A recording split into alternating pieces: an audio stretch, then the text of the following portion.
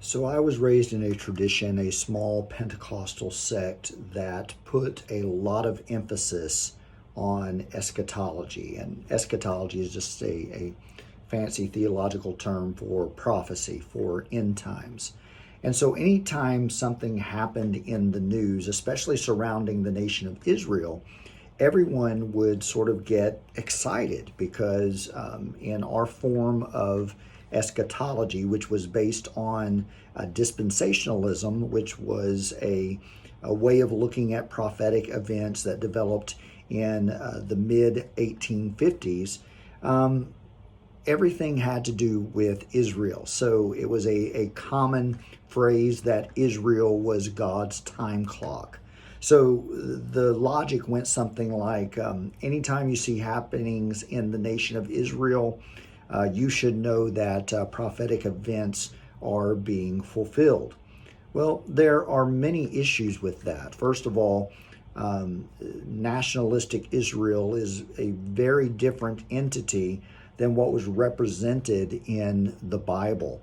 And certainly beyond that, if you think about the fact that Jesus promised that he would return, but somehow his return is dependent upon things happening in the world, as if he's sitting in heaven with some sort of checklist, like, oh, okay, one more thing to happen, and then I will return. It just doesn't make a lot of sense. And what I've come to realize is that a lot of the issues swirling around the nation of Israel are simply people repeating things that they've been told. And so they are sort of thoughtless platitudes or cliches that really don't have any meaning. If you look at what's happening in the Middle East, it is a very complicated and nuanced problem. And yes, it's been happening for centuries.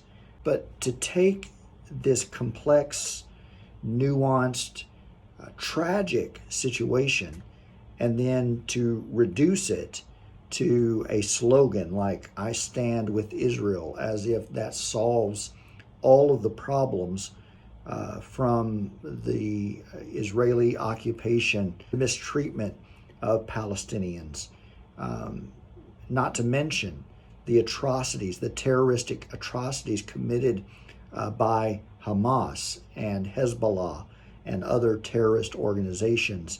And to take all of that human suffering, and then to reduce it to a platitude based upon a misrepresentation of the Bible certainly misses the point of Jesus. It misses the point of Christianity when you take into account everything that he said about loving our enemies, about treating those that mistreat you in a very different way, treating them well with love and kindness and respect. To see Christians cheering what is happening because they somehow think this accelerates a prophetic timeline for the return of Christ is a gross misrepresentation of anything Jesus lived or taught.